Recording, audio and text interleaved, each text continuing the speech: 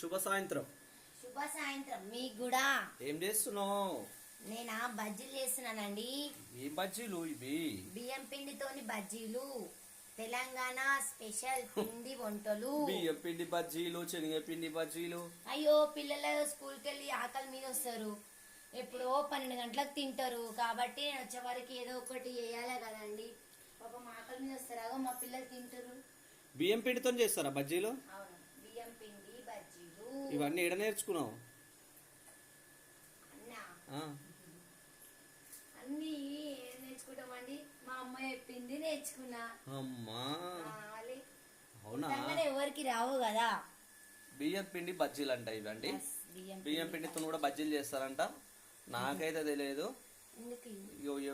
చూపించి ఒకసారి ఎలా బియ్యం పిండి బజ్జీలు. ఇదేంది పిండియా? బియ్యం పిండి అంట. ఇది ఎంత ఏమేమి వేసినావు ఇందులో? ఉప్పు, కారం, అల్లమెల్లిగడ్డ, నువ్వులు, ఓమా, జీలకర్ర అన్ని వేసిన, పిండి, నూనె అన్ని వేసి మంచిగా కలపాలి.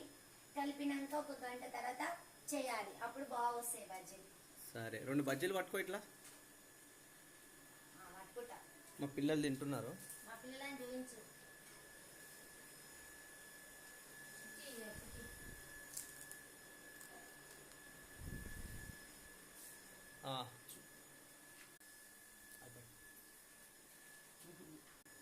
బియ్యం పిండి బజ్జీలు మా ఇంట్లో ఈ రోజు వచ్చేసి స్నాక్స్. మా పిల్లలు స్కూల్కి వెళ్ళి వచ్చే వరకు నేనైతే చేసిన.